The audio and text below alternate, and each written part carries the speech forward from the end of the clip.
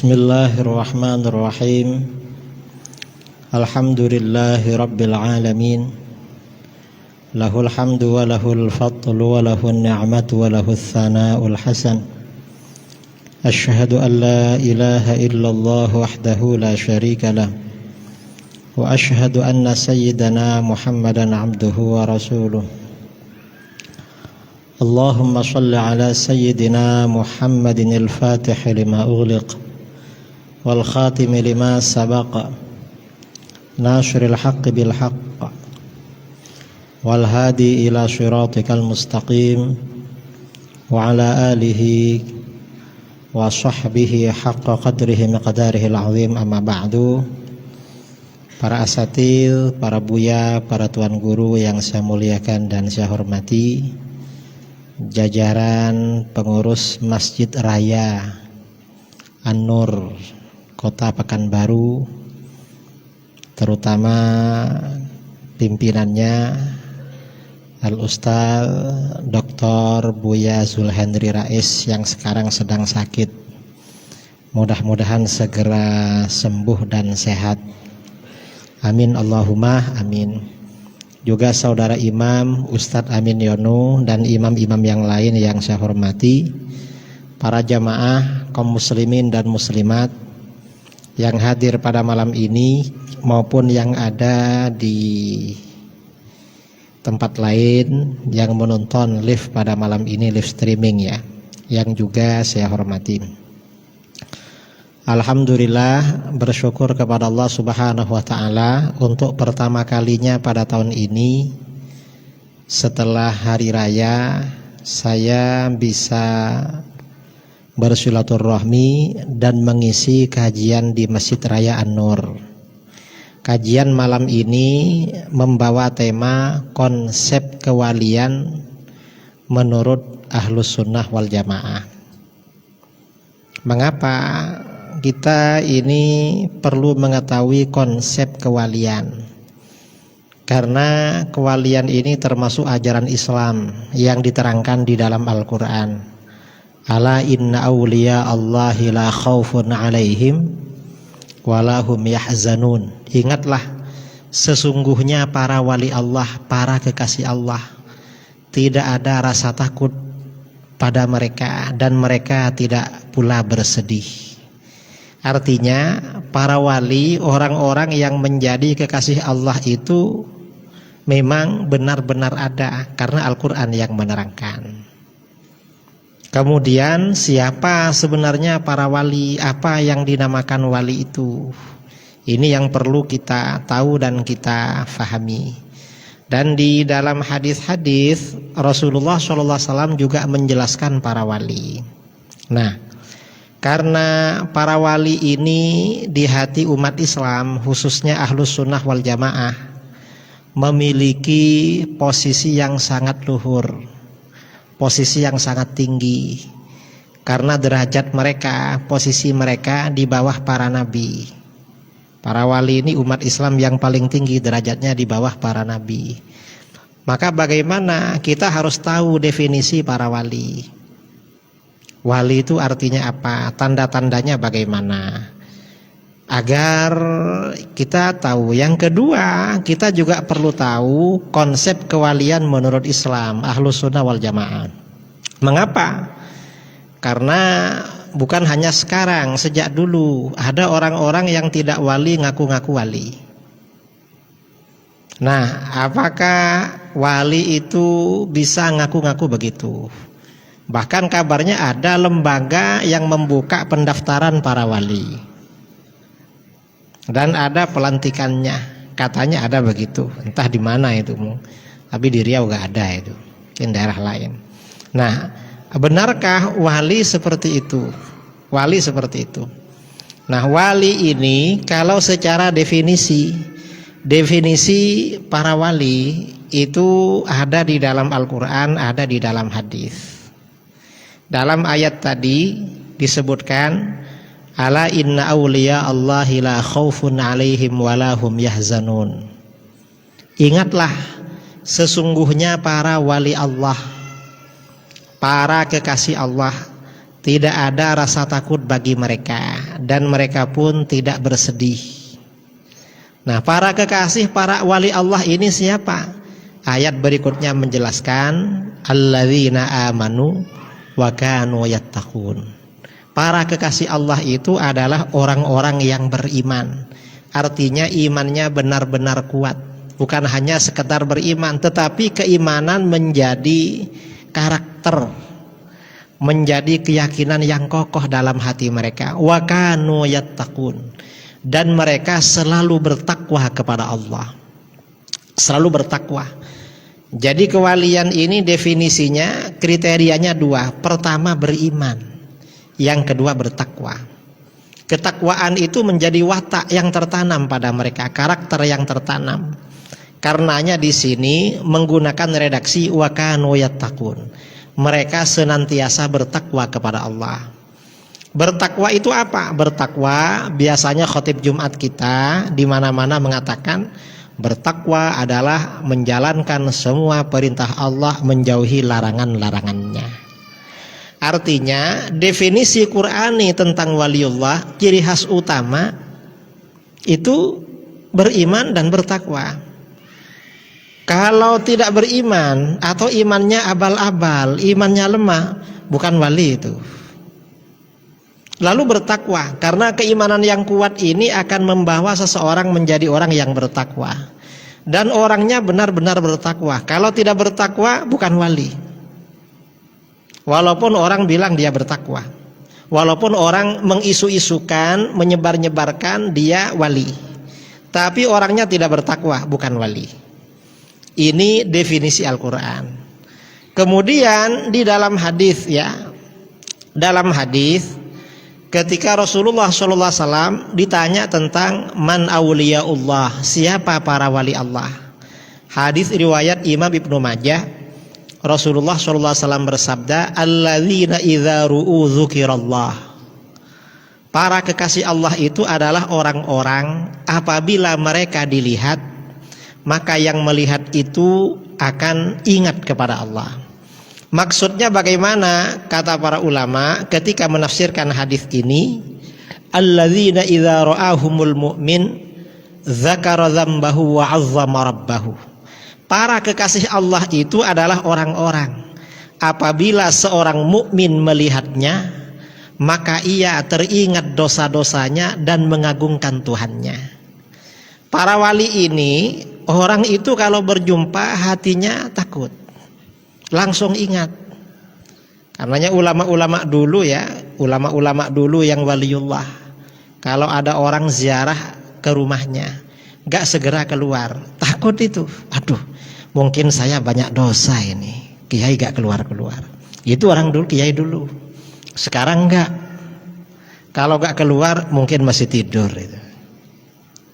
Atau mungkin sekarang masih sibuk teleponan, main HP. Ini sekarang. Kalau dulu ya kiai-kiai dulu orang ziarah itu takut. Kalau gak keluar itu mungkin banyak dosa. Kenapa kiai gak segera keluar? Gak keluar aja sudah takut. Itu ciri-ciri tanda-tandanya wali seperti itu, di antara tanda-tandanya yang disebutkan di dalam hadis tadi. Nah, konsep tentang waliullah ini disebutkan oleh para ulama di dalam kitab-kitab tasawuf.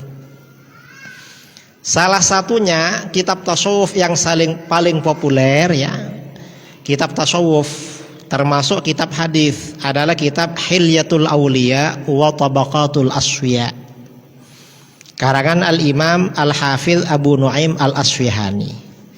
Dalam kitab Hilyatul Auliya ini kitab tasawuf, tebalnya 10 jilid. Dalam kitab ini beliau menguraikan tentang nama-nama para ulama sufi, para aulia, ya, para aulia sejak masa sahabat sampai masa beliau, serta kalam-kalam hikmah mereka disebutkan, kisah-kisah mereka disebutkan semua. Dan di bagian depan di dalam kitab Hilyatul Auliya yang tebalnya 10 juz, jilid pertama pada halaman 6 Imam Abu Nuaim menjelaskan begini, karena ini konsep kewalian menurut Ahlus Sunnah, maka harus ada datanya. Saya punya kitab Hilyatul Auliya 10 jilid. Nah, di dalam kitab ini juz 1 halaman 5 beliau mengatakan, wa'lam anna li awliyaillahi ta'ala nu'utan zahiratan wa a'laman syahiratan. Para wali Allah itu punya sifat-sifat yang jelas, punya ciri khas yang jelas, dan tanda-tanda yang terang, tanda-tanda yang populer. Apa diantaranya? Yang qadu limuwalatihim al-uqala was-salihun wa yaghbituhum bimanzilatihim asy-syuhada wan nabiyun. Para wali Allah ini ciri khas yang pertama, tanda-tanda mereka yang pertama, punya karisma. Punya karisma di kalangan orang-orang soleh dan kalangan orang-orang yang berakal. Artinya orang-orang soleh dan orang-orang berakal tunduk pada beliau. Itu para wali. Para wali seperti itu. Orang punya karisma itu banyak. Cuma kadang yang tunduk pada dia kan bukan orang soleh. Bukan orang soleh. Misalnya artis tuh punya karisma. Kalau dia datang ke alun-alun kan ramai yang datang. Walaupun punya karisma, karena yang datang bukan orang-orang soleh, bukan wali itu namanya. Walaupun kalau mati banyak berkunjung, bukan. Kadang-kadang ya ada yang menganggap pokoknya ramai itu wali, bukan. Karenanya di sini dikatakan yang qadu limuwalatihim al-uqala was-salihun. Jadi orang-orang yang berakal dan orang-orang soleh tunduk memihak pada mereka, tunduk untuk mencintai mereka. Itu orang-orang yang berakal dan orang-orang soleh. Itu ketika di dunia. Dan ini betul memang para wali Allah, orang-orang yang terkenal wali, orang-orang soleh dan orang-orang alim tunduk biasanya dan segan. Orang yang hanya alim ilmu zahir ya, ilmu syariat, berjumpa dengan para wali itu segan. Segan dan tunduk. Itu para wali. Jadi orang-orang soleh, bukan orang biasa yang sering datang, bukan orang biasa. Kalau cuma orang sering datang, dokter didatangi orang, dukun didatangi orang juga. Tapi bukan wali. Karena orang-orang soleh dan orang-orang berakal ketika di dunia. Di akhirat wa yaghbituhum bimanzilatihim asy-syuhada wan nabiyun. Dan derajat mereka di akhirat nanti diinginkan oleh orang-orang yang mati syahid dan para nabi. Mengapa? Derajat mereka kok tinggi, istimewa di hadapan Allah di akhirat. Dasarnya mana para wali seperti ini? Dalam kitab ini Imam Abu Nuaim menyampaikan hadis ya dengan sanadnya. Rasulullah SAW bersabda, "Inna min ibadillahi la unasan ma hum bi anbiya wala syuhada yaghbituhum al anbiya wasyuhada yaumal qiyamah bi makanihim min Allah azza wajal." Sesungguhnya di antara hamba-hamba Allah ada orang-orang, mereka bukan para nabi dan bukan syuhada, tapi derajat mereka di sisi Allah diinginkan menjadi menjadi keinginan para nabi dan orang-orang mati syahid, para syuhada di hari kiamat. Seorang laki-laki bertanya, manhum wa ma a'maluhum, mereka siapa hai Rasulullah, dan apa perbuatan mereka hai Rasulullah? La'allana nuhibbuhum, barangkali kami mencintai mereka. Qala Rasulullah sallallahu alaihi wasallam bersabda, qaumun yatahabbuna bi rauhillah azza wajal min ghairi arhamin bainahum wala amwalin yata'atunahu bainahum. Mereka adalah kaum yang saling mencintai karena Allah.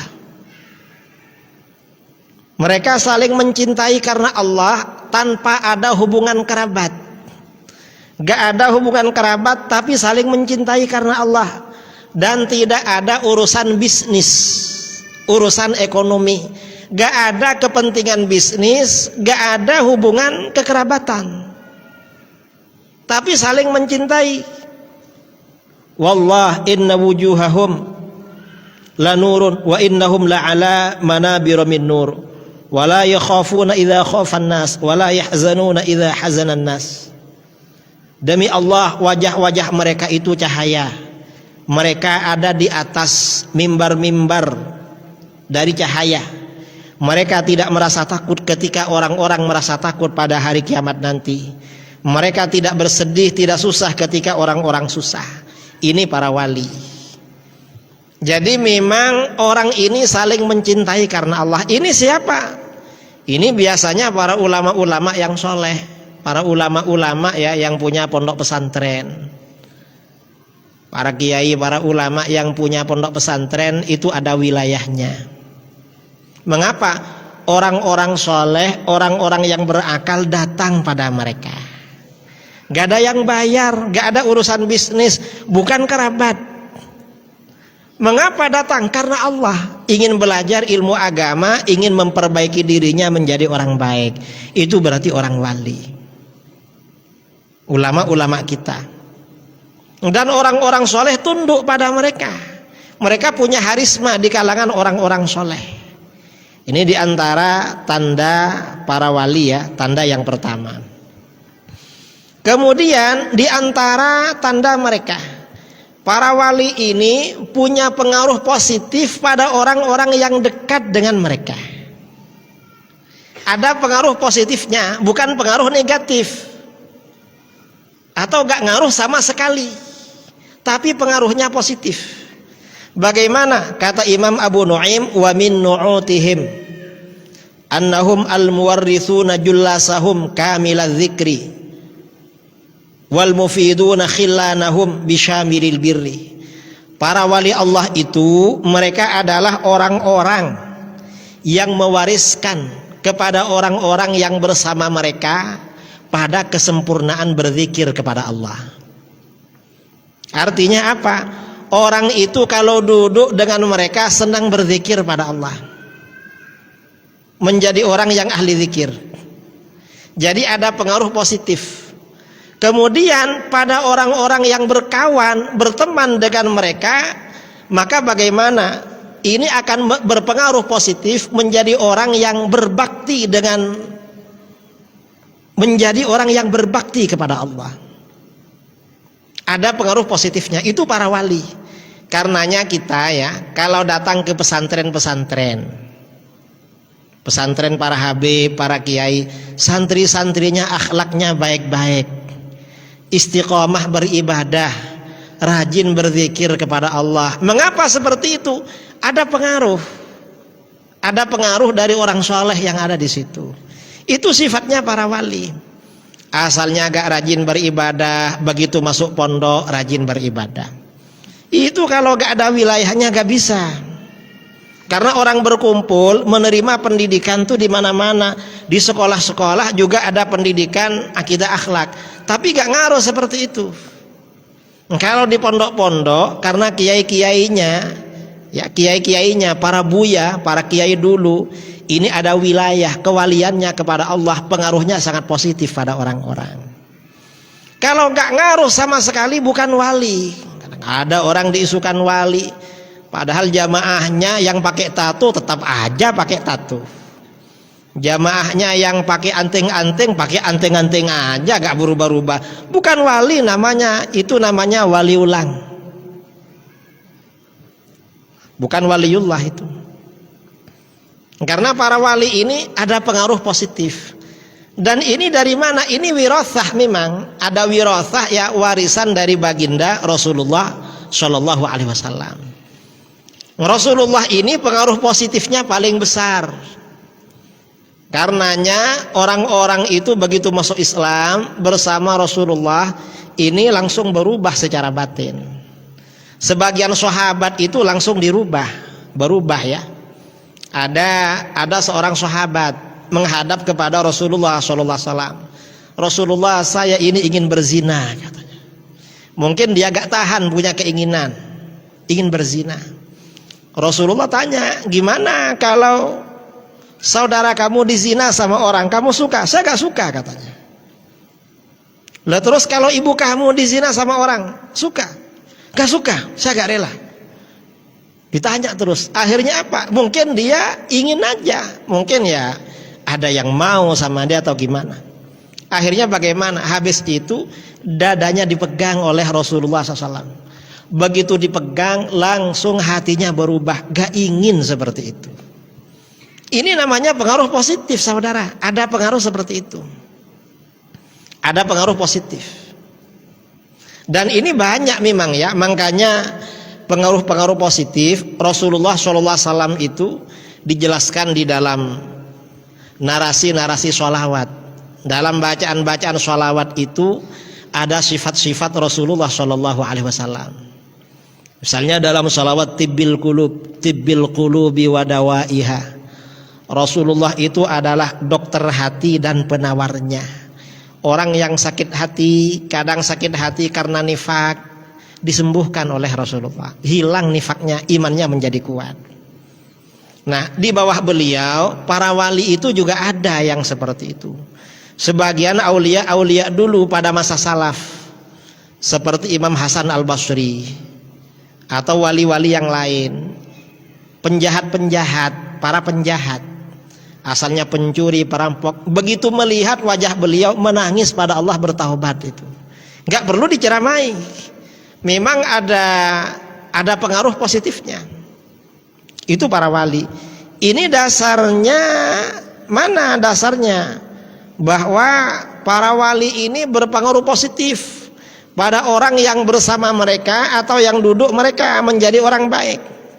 Nah, di sini Imam Abu Nuaim meriwayatkan hadis Rasulullah SAW bersabda, qala Allah azza wa jal, hadis qudsi ya, Allah azza wa jal berfirman, inna awliyai min ibadi wa ahibbai min khalqi alladzina yadhkuruna bidzikri wa udhkaru bidzikrihim.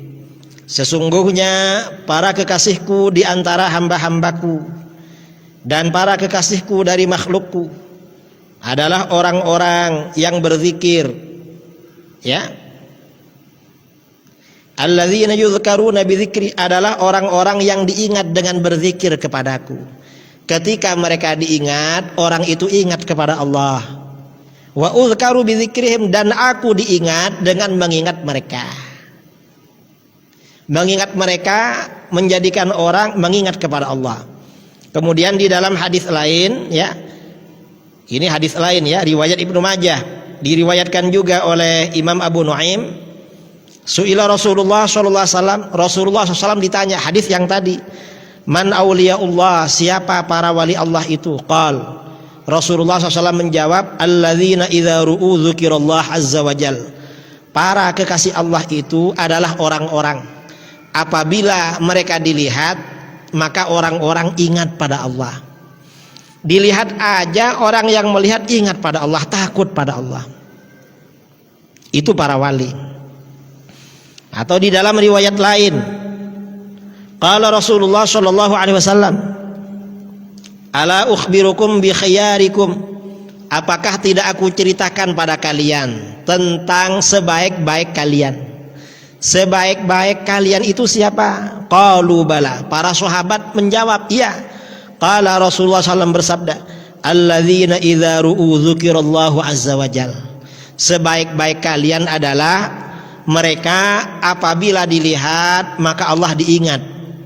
Yang melihat ingat pada Allah. Maksudnya bagaimana? Seperti yang disampaikan tadi, para wali Allah itu, syarah dari hadis ini disampaikan oleh para ulama, alladzina idza ra'ahumul mu'min dzakara dzambahu wa 'azzama rabbahu. Apabila seorang mukmin melihat mereka, dia terkenang dosa-dosanya kepada Allah, dan dia juga mengagungkan kepada Tuhannya, takut kepada Allah. Ini ada kisah ya, ada kisah. Ada seorang di Mesir ya, dulu ada seorang waliullah namanya Syekh Ahmad Al-Khatib. Lalu ada orang, dia dapat ujian dari Allah. Begitu dapat ujian, dia ngomong pada orang, saya gak percaya lagi pada Allah. Apa salah saya? Saya sudah baik sama orang, Surah ibadah kok dikasih ujian kayak gini? Salah saya apa?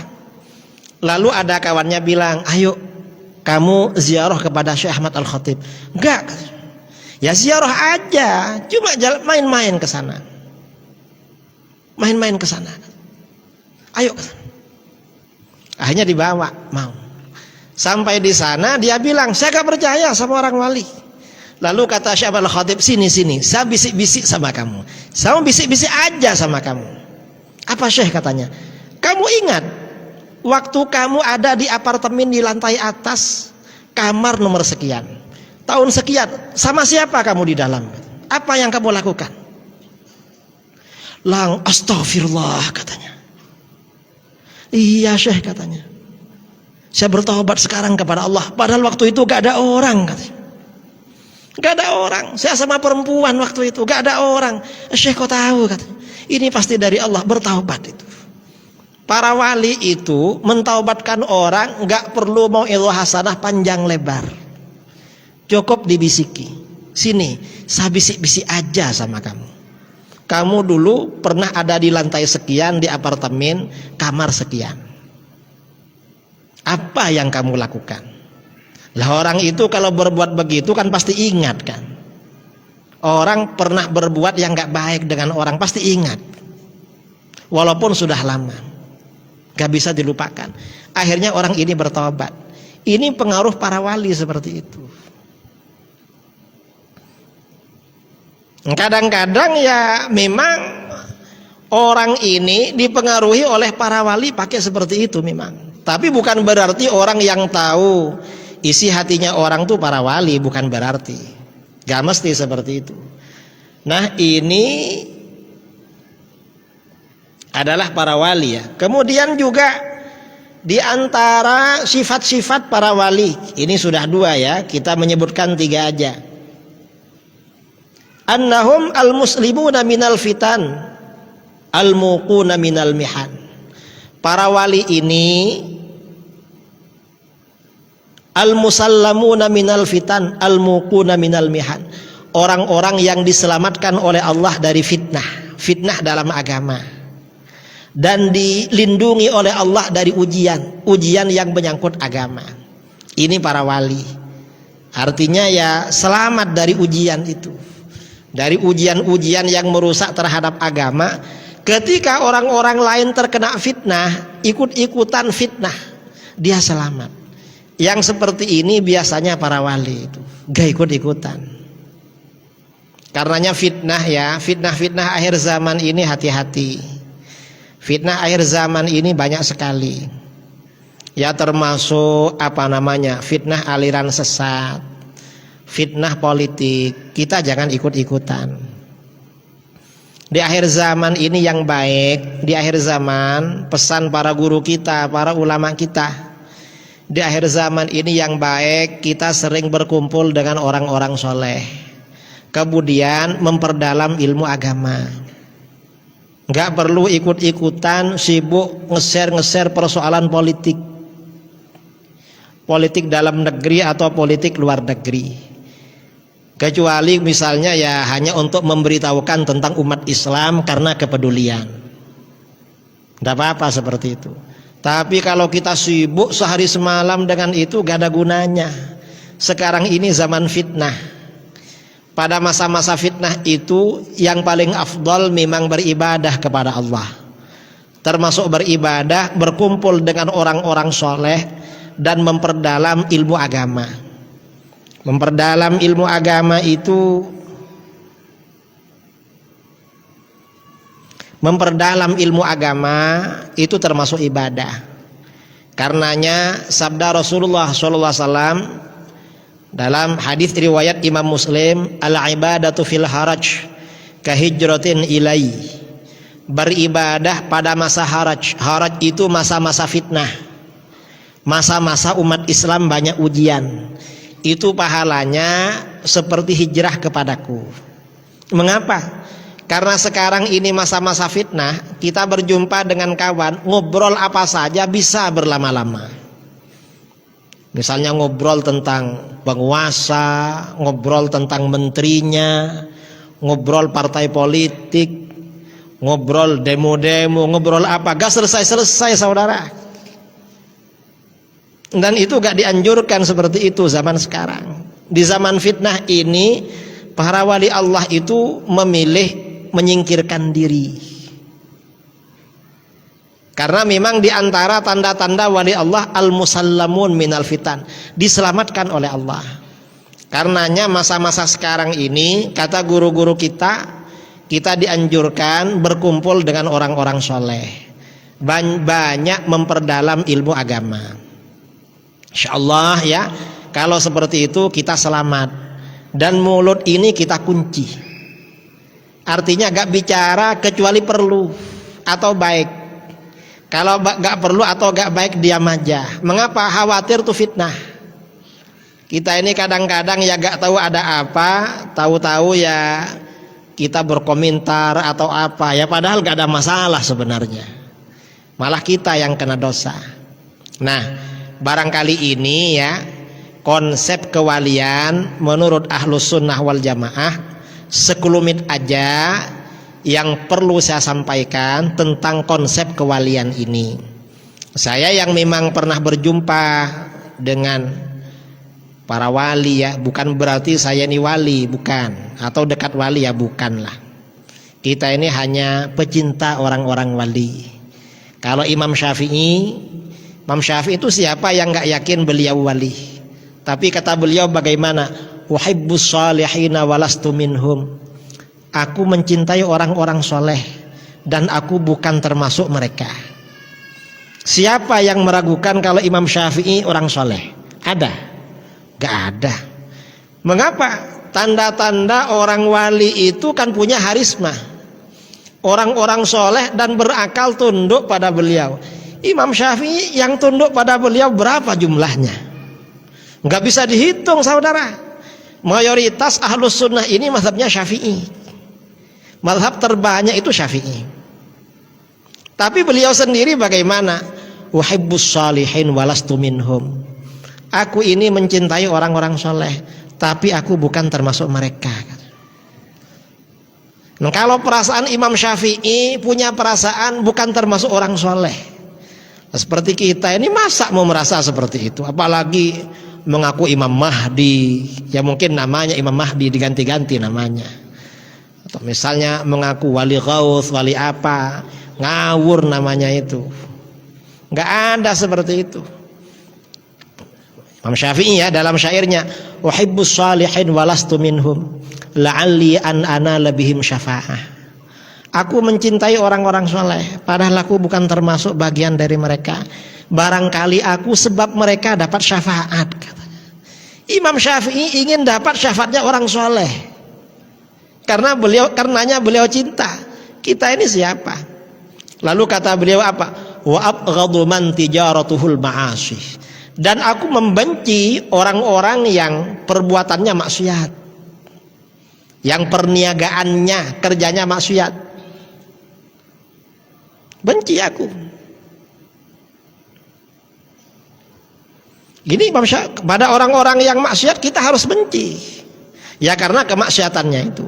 Tapi pada orang-orang soleh kita harus cinta. Dan kita ya harus tahu tanda-tanda orang soleh atau orang-orang wali itu harus tahu. Kalau gak tahu ya nanti ya dukun ngaku wali dikira wali sungguhan.